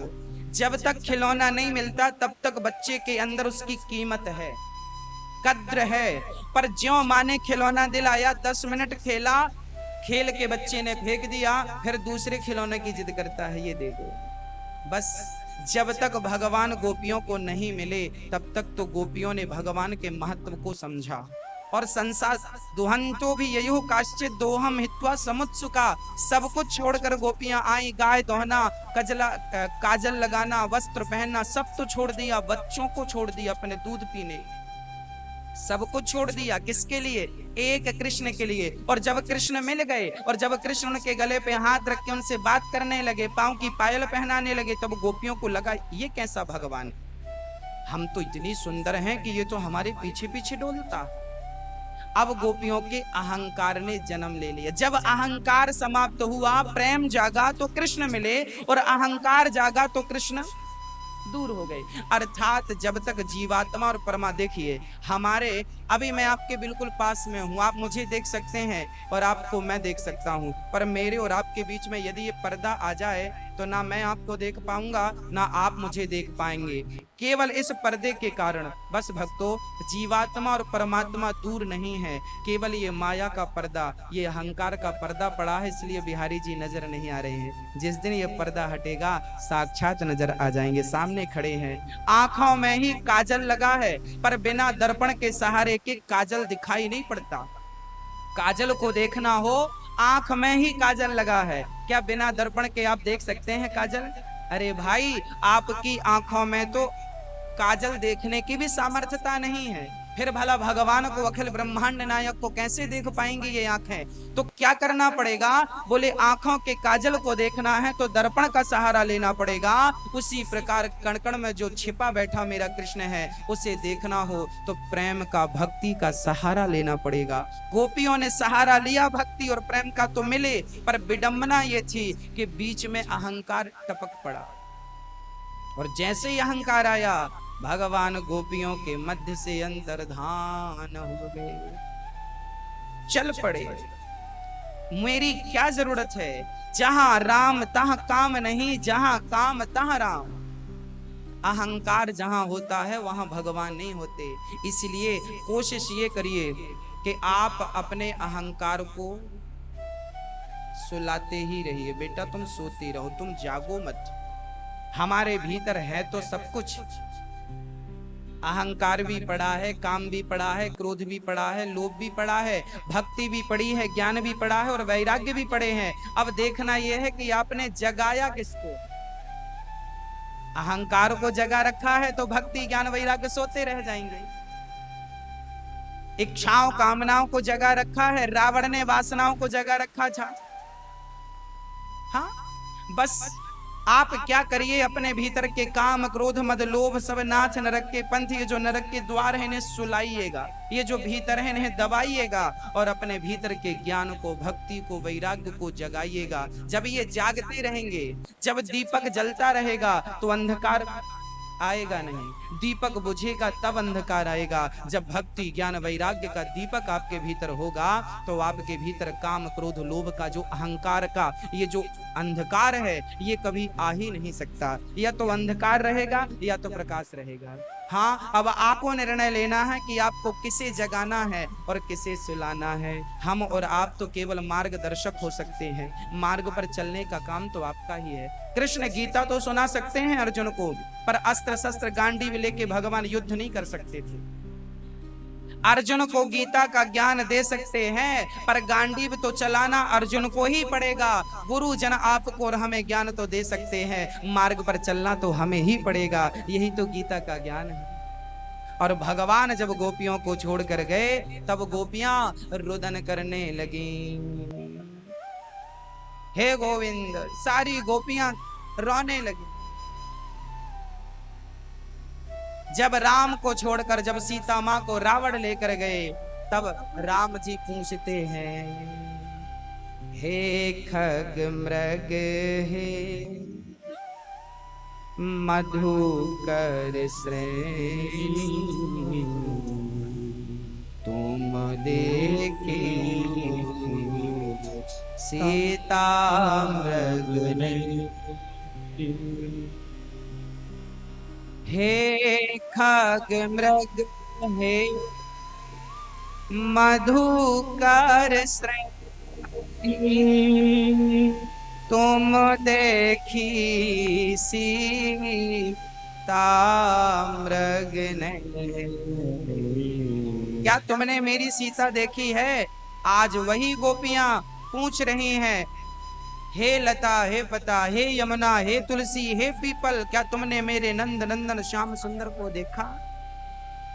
एक सखी बोली, तुलसी से क्या पूछती है, ये तो हमारी सौतन है, दिन रात सालिग्राम भगवान के ऊपर चढ़ी रहती है, इसे क्या पता कि हमारा दर्द क्या है, ये तो अपने आनंद में ही है। अरे किसी ने कहा, चलो पीपल तुम तो ऊंचे हो, तुम तो बड़े हो, जरा देख कर बताओ हमारे कृष्ण कहाँ हैं? तब गोपी ने कहा, इससे क्या पूछते हो, इसके तो पत्ते पत्ते में वासुदेव का वास है, इसे तो आनंद मिल रहा होगा उसके स्पर्श से, भला इसे क्या पड़ी है हमारे दुख और हमारे दर्द की, ये क्यों हमें पता बताएगा? तब किसी ने कहा, यमुना से पूछ लो, यमुना तू ही तो बता, क्या कृष्ण को तूने देखा है? दूसरी ने कहा, इससे क्या पूछती हो, ये तो हमारी सौत है, ये तो कृष्ण की पत्नी बनी घूमती है, ये क्यों बताएगी अपनी सौत को पता, इससे मत पूछो। तब किसी ने पृथ्वी माँ से कहा, ये तो माता है सबकी, इससे पूछ लो। ए धरा तू ही बता दे, मेरे कृष्ण को तू कहाँ स्पर्श कर रही है, कहाँ है कृष्ण का पता तो बता। तब पृथ्वी किसी गोपी ने कहा, इनसे क्या पूछती हो? हाँ, इनके ऊपर जब भगवान का गोविंद का चरण पड़ रहा होगा तो ये तो उस आनंद में खोई होगी। अब जब ये अपने ही आनंद में खोई है और डूबी है तो दूसरों का दुख भला ये कैसे देखेगी, कैसे महसूस करेगी, इसलिए इससे भी पूछना बेकार है। तब सारी गोपियां खोजते खोजते नंगे पांव आगे बढ़ने लगी। तभी गोपियों ने कहा, नाना जो वस्तु जहां गुमती है वहीं खोजने से फायदा है, आगे बढ़ने से कोई अर्थ नहीं। गोपियां वहीं आ गईं और सारी गोपियों ने एक सुर से एक लीला करनी शुरू कर दी। जब भगवान को प्राप्त करना हो ना, एक सहज और सरल तरीका यह है कि भगवान की कथाओं का अनुसरण कर लिया जाए, उन्हें अपने चरित्र पर उतार लिया जाए। अब गोपियां भगवान की लीला करने लगी, कहने लगी, ऐसा नहीं बोल रहा हूं, करने लगी। एक गोपी यशोदा बन गई तो दूसरी गोपी नन्हा सा कृष्ण बन गई और वो कहती है कि सुनो, पूतना आ रही है और मुझे मारेगी, पर मैं ही उसे मार डालूंगी। दूसरी पूतना बनकर आई और मरने का अभिनय करती है, बोले कृष्ण ने मुझे मार दिया। एक सखी खड़ी होके यूं यूं हाथ करने लगी और दूसरी सखी कृष्ण बन के आए और कहने लगी, साड़ी पकड़ के, सुनो मैया, मोको दूध नहीं पवाएगी, अपना दूध नहीं पिलाएगी। मतलब कृष्ण ने जो जो लीलाओं को की हैं वो लीलाएं गोपियों के चित्त में ऐसी समाई हैं जैसे आपके चित्त में कोई पिक्चर, कोई मूवी, कोई सीरियल समा जाता है, समा चुकी थी। और गोपियां उसी का ध्यान करती हैं, कैसे भगवान माखन चुराते हैं, उनकी दिव्य माखन चोरी लीला का गोपियां दर्शन करती हैं और अभिनय करती हैं। एक गोपी कृष्ण बन गई, बाकी गोपियां ग्वाल वाल बन गई, बाकी गोपियां बन के खड़ी हो गई, लाला मारे घर चोरी करवे आए तो तारे कान पकड़ के खींचूंगी। ऐसी ऐसी बात गोपियां कहने लगी, ऐसी ऐसी लीलाएं गोपियां करने लगी, अपने आप को वो कृष्ण मानने लगी। देखिए, गोपियों को भी अहंकार आया था तो कृष्ण चले गए, अब गोपियों के भीतर का अहंकार चला गया। अब क्या आ गया? मैं ही कृष्ण हूं, अहम ब्रह्मास्मि का भाव आ गया कि मैं ही कृष्ण हूं। और यही मैं आपको समझाना चाहता हूं कि जब मैं था तब वो नहीं, अब वो है मैं नाय, और प्रेम गली यति साकरी जामे दो न समा। जैसे मिश्री पानी में घुलकर पानी बन जाती है, ऐसे भक्त को चाहिए कि वो भगवान का चिंतन करते करते इतना भूल जाए कि अपना भान भूल जाए, अपने आप को भूल जाए और कृष्ण का चिंतन करते करते खुद कृष्ण हो जाए। सुखदेव भगवान जब माँ के पेट में गए तब वो तोता थे, पक्षी थे, पर जब बाहर निकले 12 वर्षों में तो पक्षी नहीं निकला। तत्रा भवद भगवान व्यास पुत्रो, भगवान बन क्यों? क्योंकि 12 साल तक वो तोता भगवान का चिंतन करता रहा, क्योंकि शंकर जी की कथा सुनकर, राम कृष्ण की कथा सुन के गए हैं, अमर कथा सुन के गए हैं। कथा का चिंतन करते करते करते भृंगी कीट को दत्तात्रेय जी ने गुरु क्यों बनाया? क्योंकि उसमें स्वभाव ऐसा है कि भृंगी कीट जब डंक मारता है ना, इतना डंक मारता है, जिसे डंक मारता है वो भृंगी का इतना चिंतन करता है कि जिसे डंक मार रहा है वो खुद भृंगी बन जाता है। अर्थात अर्थ यह है कि भगवान का चिंतन करते करते करते करते स्वयं भगवान बन गए। और तत्रा भवद भगवान व्यास। गोपियां अहंकार लेकर बैठ गईं, तब भगवान चले गए। और जब अहंकार मिटा, अहम ब्रह्मास्मि का भाव जागा, मैं ही ब्रह्म हूं, मैं ही कृष्ण हूं। एक गोपी बन भी गई कृष्ण और कहने लगी मैं ही तो कृष्ण हूं, क्यों रो रही हो। अब गोपियों का जब यह भाव जागा, तब गोपियां आगे बढ़ी। राधा रानी ने कहा प्रभु, अच्छा कृष्ण राधा को लेकर गए थे, तभी राधा रानी ने अहंकार नहीं किया, केवल अहंकार का नाटक किया, इसलिए कि यदि मैंने कुछ नहीं किया तो गोपियों की तपस्या समाप्त हो जाएगी। कृष्ण को पाया तो सही, पर कृष्ण को छोड़ भी दिया। तब राधा रानी ने कहा कन्हैया मैं थक गई हूं। भगवान बोले तो कंधे पे बैठ जाओ। जैसे कंधे पे बिठाने लगे, श्याम सुंदर अंतर्धान हो गए और राधा रानी मूर्छित हो गई, मानो प्राण निकल गए कृष्ण के वियोग में। गोपियां पहुंची, अरे राधा तुझे भी छोड़ दिया। हाँ हाँ मुझे भी छोड़ दिया। अच्छा, अब गोपियां राधा को देखती हैं और जब राधा का दुख देखती हैं तो गोपियों का दुख जुगनू लगता है। जैसे सूर्य के प्रकाश के सामने जुगनू का प्रकाश मायने नहीं रखता, गोपियों का जो दुख था, दो गोपियों की जो विरह अग्नि थी वो जुगनू की तरह थी, और श्री राधा रानी की जो विरह अग्नि थी वो सूर्य की तरह थी। और जब गोपियों ने राधा रानी का दर्शन किया, तब उनका चित्त ऐसा शुद्ध हुआ कि अब उन्हें कृष्ण अब मिलेंगे। कहते हैं किशोरी जी के बिना भगवान मिल भी जाए तो जैसे कच्चे घड़े में पानी भर दो तो बह जाता है, उसी प्रकार राधा रानी की कृपा के बिना कृष्ण मिल भी गए तो वो ठहरेंगे नहीं। जैसे गोपियों को मिल तो गए पर ठहरे नहीं, पर अब राधा रानी की कृपा से जब गोपियों को मिलेंगे तो भगवान गोपियों के हो जाएंगे, गोपियों के लिए बिक जाएंगे। अब गोपियों ने एक गीत गाया, जब से आपका जन्म इस ब्रजमंडल में हुआ है तब से अधिकम जयति, आपकी जय जयकार अधिक हो गई है, या यूं कहें कि ब्रजमंडल की जय जयकार अधिक होने लगी। हे गोविंद, जिस आनंद को पाने के लिए इंदिरा अर्थात लक्ष्मी मां तरस रही हो, वो आनंद हमें मिला है।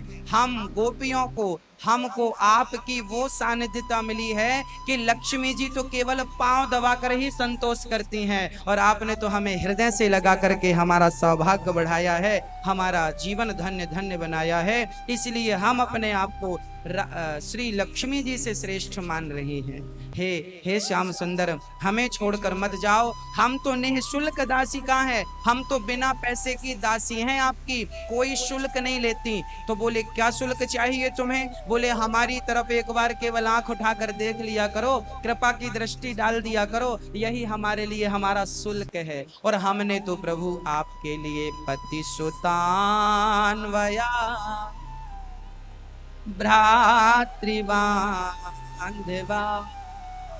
हमने अपने पति, अपना परिवार, अपना सब कुछ आपके लिए त्यागा। हे गोविंद, हमें छोड़कर मत जाओ। जब गोपियों ने विरह में भगवान को पुकारा, कहते हैं ना भक्तों कि जीवन में जब तक आपके पास ऑप्शन रहेगा तब तक भगवान प्राप्त नहीं होंगे। ऑप्शन कैसा? जैसे सांप को पानी से निकाल दो तो सर्प मरता नहीं है, क्योंकि उसके पास थल में चलने का ऑप्शन है, वो जल में और थल दोनों में चलता है।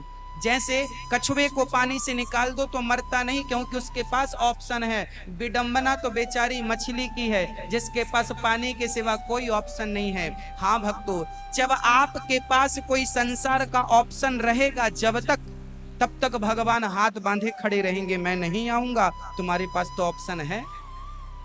द्रौपदी के पास तब तक नहीं आए जब तक कि उनको पति का अहंकार था। अर्जुन तुम उठो, भीम उठो, युधिष्ठिर जी उठो, गुरु जी उठो, पितामह उठो, कोई नहीं उठा। भगवान बोले अच्छा पति को बुला रही हो, बुला लो, पति गुरु जी को और पितामह को बुला लो, हम खड़े हाथ बांधे। जब कोई नहीं आया तब निर्बल श्री सूरदास जी महाराज लिख रहे हैं, निर्बल केवल राम सुनेरी मैंने, निर्बल केवल राम। जब संसार का सहारा छूट जाता है तब भगवान का सहारा। इसलिए कहता हूं आप पहले से संसार का सहारा मत लेके चलो, पहले से बिहारी जी का सहारा लेके चलो। आप ये मानो ही मत कि संसार के लोग अपने हैं, आप तो बस ये मानो कि मेरे तो गिरधर गोपाल दूसरो ना कोई। मीराबाई ने कहा मेरा दूसरा कोई नहीं है। लक्ष्मण जी कहते हैं कि माता रामो मत पिता रामचंद्र, स्वामी रामो मत सखा रामचंद्र, सर्वस्वं मे रामचंद्रो दयालु, नान्यम जाने नहीं व जाने ना जाने। मैं जानता ही नहीं किसी, केवल राम को जानता हूं। माँ तात तुम्हार माँ तो वह दे। आहा सुंदर। माँ कौन? माँ सीता। पिता कौन? राम। माता राम, पिता राम, गुरु राम, भाई राम, बंधु राम, मेरे मित्र राम, मेरे सब कुछ राम। किसी को जानता नहीं। नान्यम जाने नहीं व जाने ना, मैं किसी को नहीं जानता। बस ये भाव जब हमारे भीतर जागेगा कि हमारा इनके सिवा, बिहारी जी के सिवा, रघुनंदन के सिवा कोई नहीं है, जब एक बार हम ये भाव जगाएंगे कि हमारा उनके सिवा कोई नहीं, और जगा कर ये भाव पर जब हम स्थित हो जाएंगे, तो भगवान के मिलने में देर कितनी लगनी है। सुई हिलती रहेगी साहब तो दुनिया का कोई माई का लाल उसमें धागा नहीं डाल सकता। सुई हिल रही है तो धागा नहीं जा सकता। धागा डालने के लिए सुई को स्थित करना पड़ेगा, केंद्रित करना पड़ेगा, स्थापित करना पड़ेगा, तब कहीं जाकर उसमें धागा डाल सकते हैं। बस उसी प्रकार जब तक आप एक चित्त से भगवान को अपना नहीं मानेंगे, जब तक सर्वस्व भगवान को मानकर अपने मन को बिल्कुल शांत नहीं करेंगे, स्थिर नहीं करेंगे, तब तक भगवान रूपी धागा चित्त में जाने वाला नहीं है। आप लाख प्रयास करें, जब तक शांत ना हो जाए, स्थिर ना हो जाए। हमारे साधु संत जंगल में क्या कर रहे हैं? मन को ही स्थिर करने के लिए तो आंख बंद करके बैठे हैं। कोई सिर केवल खड़ा है, कोई पानी में खड़ा है, केवल मन के लिए कि मन की जो गति है, मन की गति है अटपटी झटपट लखे ना कोई, और मन की जब खटपट मिटे तो झटपट दर्शन। जब गोपियों ने पुकारा और सच्चे भाव से सबका सहारा छोड़कर मेरे तो कृष्ण है और कोई नहीं, आर्त भाव से जब पुकारा, मछली की तरह तड़प कर पुकारा। भक्तों, जब तक हम भगवान के लिए रोएंगे नहीं, तड़पेंगे नहीं, तब तक भगवान का मिलना बड़ा मुश्किल है। इस कलयुग में कोई कहे कि हम पंचोपचार पूजा करके पालें भगवान को, षोडशोपचार पूजा करके पालें, कमल की माला चढ़ाकर पालें, सोने की मुकुट चढ़ाकर भगवान को पालें। कोई सोने की मुकुट, कोई चांदी की मुकुट, कोई मंदिर बनाता है, कोई पुष्प चढ़ाता है, कोई तुलसी चढ़ाता है, कोई कुछ चढ़ाता है। याद रखना, ये सब चढ़ाने से भगवान मिलने वाले होते तो आओ हम सब चढ़ा के पालें। यदि सोने की मुकुट चढ़ाने से भगवान मिलते तो आदमी पूरी जिंदगी की कमाई लगाकर सोने की मुकुट बनवा लेगा। कितने की बनेगी? 5 लाख की बनेगी, 10 लाख की बनेगी, 50 लाख की बनेगी, इतनी की तो बनेगी। पर सोने की मुकुट से नहीं मिलते भगवान। कैसे मिलेंगे भगवान? पत्रम पुष्पम फलम तोयम यो में भक्त्या प्रयच्छति। इसका तात्पर्य क्या है? पत्रम, कौन सा पत्ता? तुलसी का। तुलसी के पत्ते से भगवान मिल जाते हैं, ठीक है, पर पत्ते का अर्थ तुलसी का पत्ता नहीं है। यहाँ पत्ता बोला गया है, तुलसी का नहीं बोला गया, पत्रम बोला गया। पत्ता कौन सा? एक्चुअली पत्ता जो होता है ना, सबसे हल्का होता है। शमी का पत्ता तुलसी के पत्ते से कई गुना छोटा होता है। शमी का पत्ता समझते हैं? शमी का पत्ता तुलसी के पत्ते से कई गुना छोटा होता है। हम ये चाहते हैं गीता के इस श्लोक का सही अर्थ आप तक पहुंचा दें। अर्थ क्या है? गुरुजन हमारे मध्य बैठे हैं, हमारी हैसियत तो नहीं है, फिर भी एक भाव है वो आप तक पहुंचाता हूं कि पत्र का अर्थ है कि जैसे पत्ता बिल्कुल हल्का होता है, उसमें कोई वजन नहीं होता, उसी प्रकार आप अपने आप को पत्ता बना करके बिल्कुल हल्का, अहंकार जब समाप्त कर देंगे ना तो आप बिल्कुल हल्के हो जाएंगे। हाँ, एक इंजीनियर ने अपने गैरेज में गाड़ी बना ली, बढ़िया सी 4 व्हीलर। अब जब गाड़ी बन के तैयार हुई तो निकाला तो उसका 1 इंच ऊपर का जो था हिस्सा वो उसकी छत से टकराने लगा। अब वो चक्कर में पड़ गया, गाड़ी बाहर इतनी महंगी बनाई, निकलती ही नहीं, या तो छत तोड़ो या तो गाड़ी तोड़ो। कैसे दिखाएं, चक्कर में पड़ गया। एक महात्मा जी निकले, महात्मा जी ने कहा क्या हुआ? इंजीनियर ने कहा करोड़ों की लागत लगा के गाड़ी बनाई है पर वो अंदर फंस गई। 1 इंच का अंतर आ रहा है, 1 इंच का, गाड़ी फंस रही है छत से। संत जी ने कहा पागल, टायर की हवा निकाल दे, टायर की हवा निकाल दे। जब हवा निकाली गाड़ी बाहर आ गई। बस ये जो हवा है ना, हमारे भीतर भी अहंकार की हवा भरी है। जब तक अहंकार की हवा भरी रहेगी तब तक ही हम फंसे रहेंगे, और मुक्ति तो तभी मिल जाएगी जब हम अहंकार की हवा का परित्याग कर देंगे। गाड़ी बाहर निकल गई जब हवा निकाली गई।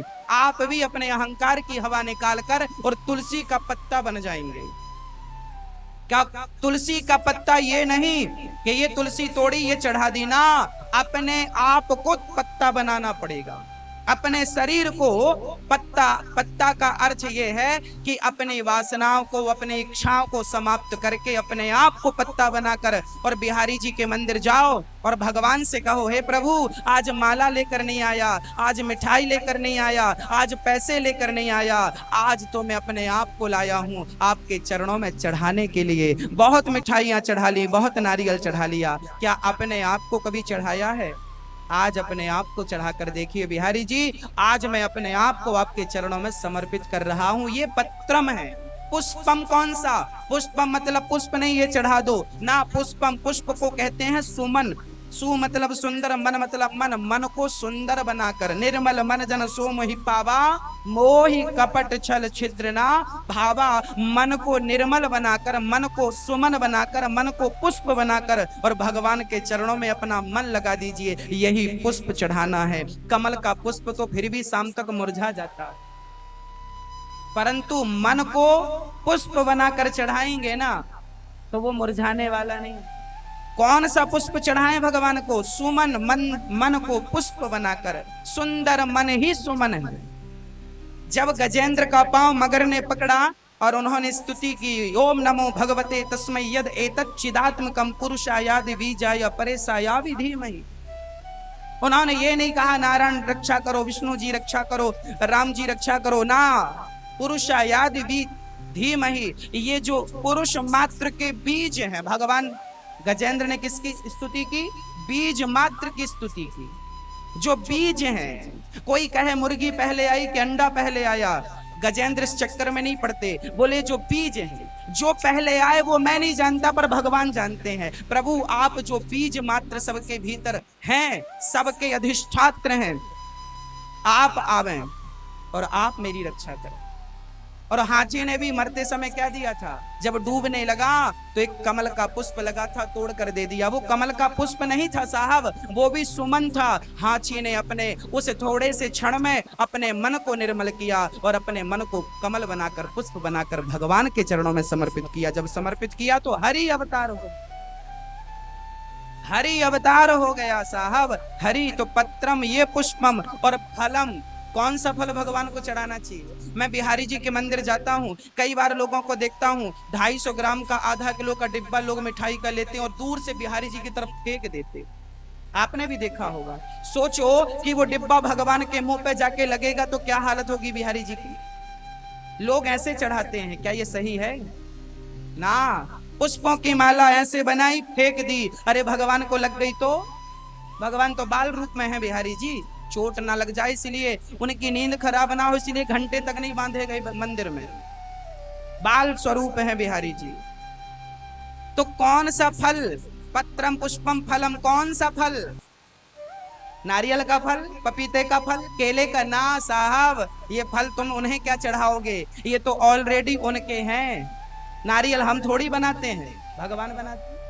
उनकी वस्तु, आपके जन्मदिन में हम आए और आपके घर की टीवी निकाल के आपको गिफ्ट कर दें, साहब गिफ्ट लो, आप कहेंगे वाह बड़ा अच्छा मजाक कर रहे हो। जैसे आपको हंसी आई ना, ऐसे बिहारी जी भी हंसते होंगे। नारियल चढ़ा रहा, तेरे घर बनते हैं नारियल?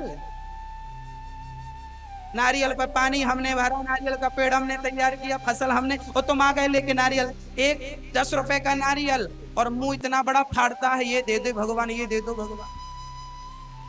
कौन सा फल? आज तक हमने जाना ही नहीं कि कौन सा फल चढ़ाना। कौन सा फल? बोले अच्छे अच्छे कर्म करो।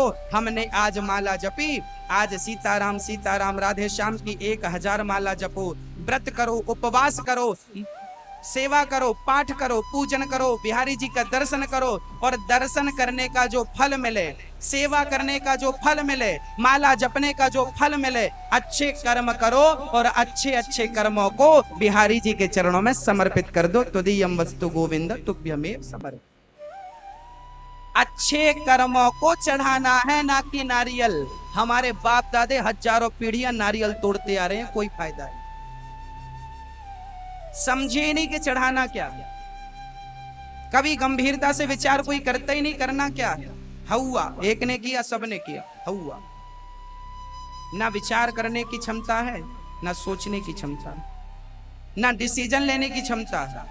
क्या सही है, शास्त्र का अर्थ क्या है, वो क्या कहना चाह रहे हैं, तुम क्या करने लगे, अर्थ का अनर्थ, कौन सा फल, अच्छे करो। इसलिए हमारे यहाँ हम लोग जो भी पूजा पाठ करते हैं, करने के बाद वो भगवान को समर्पित करते, प्रभु हमने जो पुण्य किया है वो आपके श्री चरणों में समर्पित करते, बस। और अंत में क्या आया, तोयम। तोयम मीन्स जल। जल मतलब कौन सा, गंगा जल, नर्मदा जल, सरयू जल, कौन सा जल। पानी भगवान को क्या चढ़ाओगे, अरे पानी गंगा तो उनके चरणों से ही निकल रही, उनकी चीज क्या चढ़ा रहे, कौन सा जल चढ़ाना है। बोले आप, गोपियों ने कभी कृष्ण को जल नहीं चढ़ाया है, चढ़ाया है, सुना किसी से आपने आज तक, गोपियों ने जल नहीं चढ़ाया कृष्ण को। गोपियों ने तो कृष्ण की याद में केवल आंसू बहाए हैं, और इतने आंसू बहाए कि आज तक वृंदावन का पानी खारा निकलता। बस भक्तों, भगवान को ना आप जलवल ठीक है चढ़ाओ, सूर्य अर्घ तो हमें देना चाहिए, पर सूर्य अर्घ में भी यदि हमारे प्रेम के दो आंसू गिर जाएं तो इससे बड़ा पुण्य क्या हो सकता है। कल मैं किसी विद्वान से मैं ये बात कह चुका हूं, फिर दोहरा देता हूं।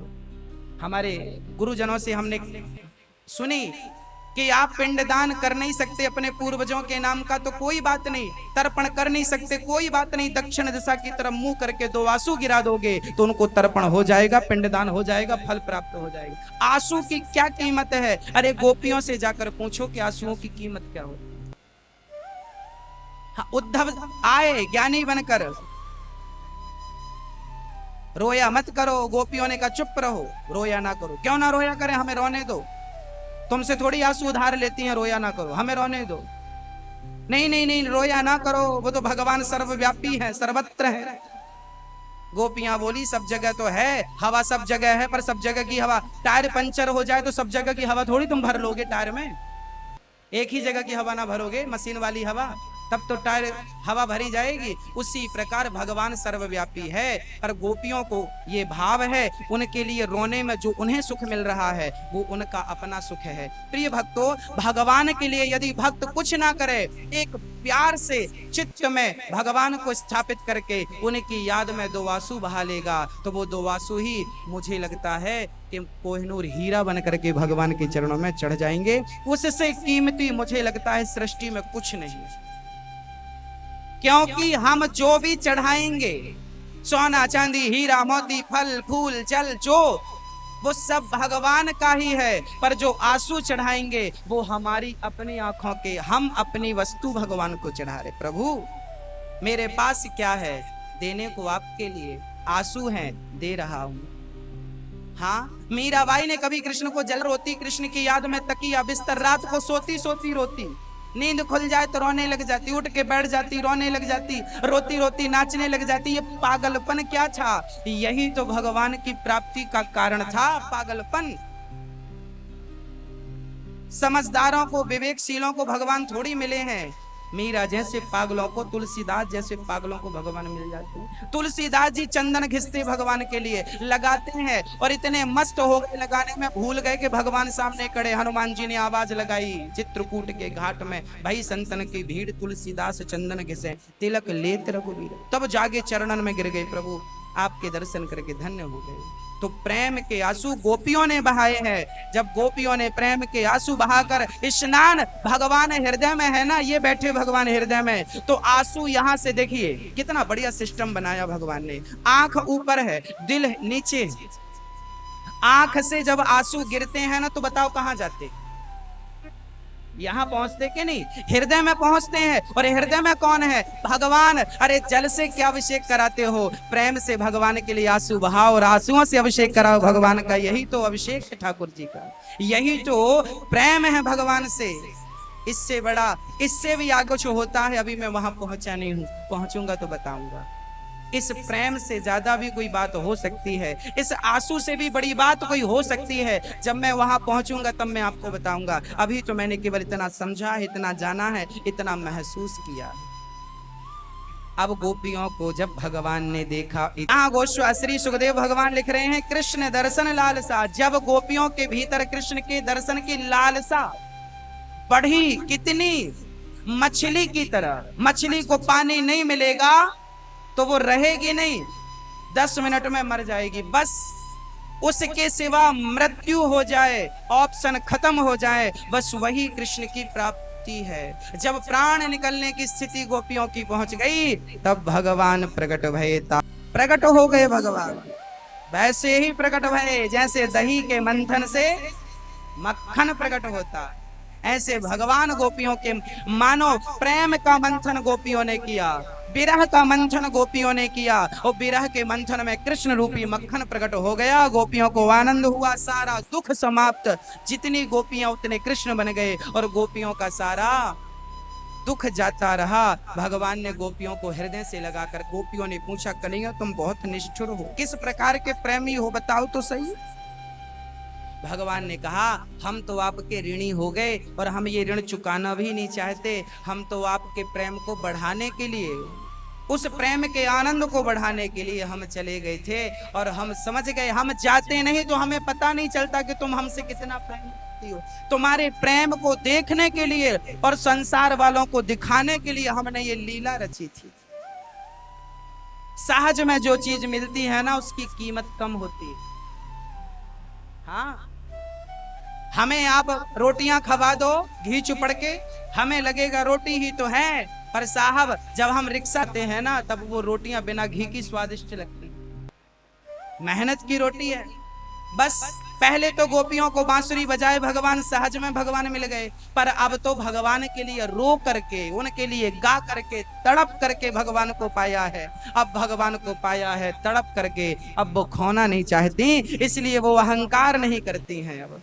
और भगवान गोपियों के मध्य रास रचाते हैं। आज भी निधि वन में ठाकुर जी गोपियों के मध्य आज भी रास रचा रहे हैं। आज भी ये भगवान की दिव्य लीला है, कभी ये लीलाएं समाप्त होती नहीं हैं। हाँ, और जब भगवान ने लीला रची, उसमें भगवान शंकर भी गोपी बनकर आए। आज भी वृंदावन में गोपेश्वर महादेव है, जहाँ भगवान शिव का गोपी के रूप में श्रृंगार किया जाता है। देवर्षि नारद जी भी गोपी बन करके आए हैं, और भगवान के परम भक्त प्रहलाद जी भी वहाँ गोपी बन के पधारे हैं। और बहुत सारी चर्चाएं हैं इस प्रसंग की, बड़े बड़े दिव्य महापुरुष वहाँ पधारे हैं। स्वयं ब्रह्मा जी वहाँ रास में आए, सारे लोग रास रचा रहे हैं, भगवान सबके संग नाच रहे हैं, झूम रहे हैं, आनंदित हो रहे हैं।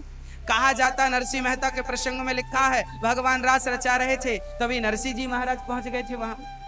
तो रास में हम और आप भी सम्मिलित हो सकते हैं, बस हम उस योग्य तो बन जाएं। भगवान को प्राप्त कर लेना कठिन नहीं है, अपने आप को सरल बना लेना और प्रेम के आंसू में अपने आप को डुबा देना, ये बहुत कठिन है। हाँ,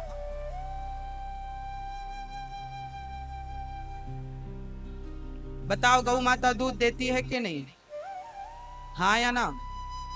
देती है? नहीं देती। गौ माता दूध देती नहीं है, दूध को दोहना पड़ता। ऐसा थोड़ी होता कटोरा लेके गए, गौ माता दूध दे दो, ऐसा थोड़ी होता है। गौ माता के पास जाओ, कटोरा लेके दूध दोहना पड़ता है। दूध देती नहीं है, आप दोह लो मिल जाएगा, दोहना नहीं आता तो नहीं मिलेगा आपको। उसी प्रकार भगवान की कृपा सब पर बरसने को तैयार तो है, बस तुमसे वो कृपा दोहते तो आ जाए।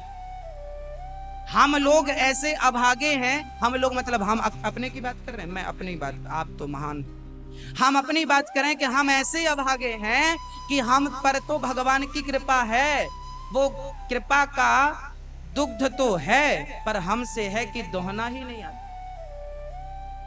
आता ही नहीं। अरे मानव का तन साधन धाम मोक्ष कर द्वारा, फिरत साल कर्म स्वभाव गुण घेरा, कबहु की नर करुणा नर देही देत ईस बिनु हेतु सनेही। बड़े भाग्य मानुष तन पावा, ये मानव का तन पाकर भी उसकी कृपा को प्राप्त ना किया, उसके दर्शन ना पाए, उसके लिए दो आंसू नहा बहाए। तो मुझे लगता है ये शरीर तुमने क्यों पाया है? बस इस क्यों का उत्तर आपसे मांगता हूं, बस क्यों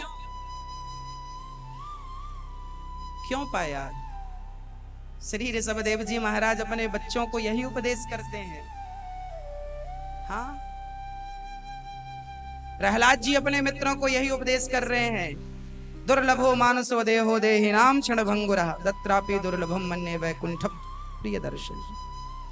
अब भगवान अब दिव्य लीलाएं कर रहे हैं भगवान सुदर्शन नाम के दैत्य को, शंखचूड़ नाम के दैत्य का उद्धार। सुदर्शन नाम का दैत्य अजगर बनकर नंद बाबा को निगल गया, तब भगवान के चरण स्पर्श होते ही भगवान ने उसका उद्धार कर दिया। ठाकुर जी के चरणों का स्पर्श होते ही जैसे जैसे पारस मणि का स्पर्श होते ही लोहा सोना बन जाता है, ऐसे वो दुष्ट हो गया, पवित्र हो गया और भगवान की कृपा को सहजता में प्राप्त कर लिया। शंखचूड़ नाम के दैत्य ने जो गोपियों को चुरा कर भागा, भगवान ने उसका भी उद्धार कर दिया। भगवान का सुंदर युगल गीत जिसका सुंदर गोपियां वर्णन करती हैं। पश्चात भगवान ने गोपियों के सुंदर आवाहन को स्वीकार किया है। अरिष्टासुर बैल बनकर आया जिसे भगवान ने मार गिराया है, जिसे मार करके भगवान को फिर हत्या भी लगी। फिर ब्रह्म कुंड और श्री राधा कुंड का उद्गम भी इसी चर्चा का एक अंग है। और अब एक सुंदर सी, अब समय का अभाव है तो मैं कथाओं को स्पर्श करते हुए ही आगे बढ़ूंगा। व्याख्या करना समय का अभाव में संभव नहीं है। अक्रूर जी महाराज को श्री वृंदावन आने का सौभाग्य मिला। कंस ने कहा जाओ लेकर कृष्ण को आओ। अक्रूर जी महाराज सुबह से चले, शाम को पहुंचे। कृष्ण रज में लौटते हुए पहुंचे। भाव था कि कृष्ण गाय दोहते मिले, कृष्ण मिल भी गए और कृष्ण को देखकर भगवान से कहा कि प्रभु कंस आपके मारने का पूरा प्लान बना चुका है। भगवान ने कहा माँ को मत बताइयो, बाकी हम आपके संग चलेंगे। भोर होते ही भगवान ने माँ बाप को प्रणाम किया, जाने लगे और भगवान को जाते देख यशोदा माँ रोने लगी, कन्हैया कहाँ जा रहे हो? माँ बस 2 दिन की बात है, अभी लौट कर आ जाऊंगा। जब आगे बढ़ते हैं, समझाकर माँ को जैसे तैसे समझाया। गोपियां सामने रथ के लेट पड़ी और हमारी ऊपर से रथ ले जाओ, नहीं तो हम आपके बिना जी ना सकेंगे। समझाते हैं। आज जब कृष्ण वृंदावन से गए ना, तो अपनी बांसुरी मथुरा लेकर नहीं गए, बांसुरी श्री राधा रानी को देकर के, क्योंकि प्रेम की नगरी वृंदावन है। यहाँ प्रेम, यहाँ किसी को पीएचडी करना है ना, तो प्रेम की पीएचडी यही संभव है और डिग्री भी यही। उद्धव जैसे ज्ञानियों को प्रेम की पीएचडी की डिग्री यहाँ से मिलती है। दुनिया में और कोई स्थान ऐसा नहीं है जहाँ प्रेम की पीएचडी होती हो, केवल वृंदावन। केवल वृंदावन में ही प्रेम की पीएचडी हो सकती है। उद्धव को भी डिग्री यहीं से प्राप्त हुई थी, हमें और आपको भी हो सकती है यदि हम और आप चाहें तो। साध बिहारी जी हमें इस योग समझ लें। और जब गोपियां जब रोने लगी, अहो विधातस्तव, हे विधाता तू बड़ा निर्दयी है, तू बहुत बड़ा निर्दयी है। क्या बिगाड़ा था? हमने कृष्ण से प्रेम किया था और देखो हमसे कृष्ण को दूर लिए जा रहे हो। ये कैसा संयोग बनाया विधाता आपने हमारे से। यदि हमारी रेखाओं में आपने कुछ ऐसा लिखा है कृष्ण का वियोग, तो ब्रह्मा उस रेखा को मिटा करके संयोग लिख दो, वियोग ना लिखना।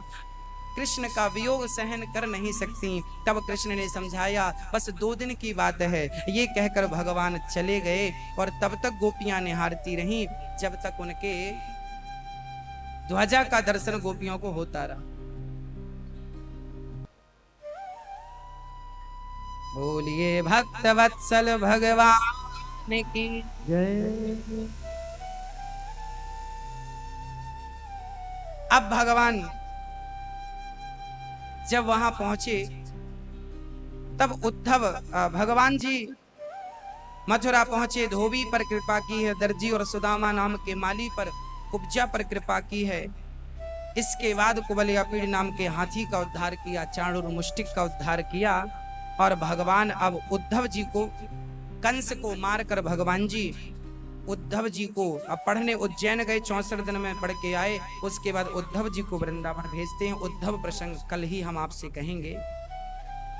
भगवान कुब्जा और अक्रूर जी के घर गए, जरासंध का युद्ध हुआ है और भगवान 17 बार युद्ध में 17 बार उसे पराजित करके 18वीं बार भगवान वहां से विदा हो रहे हैं।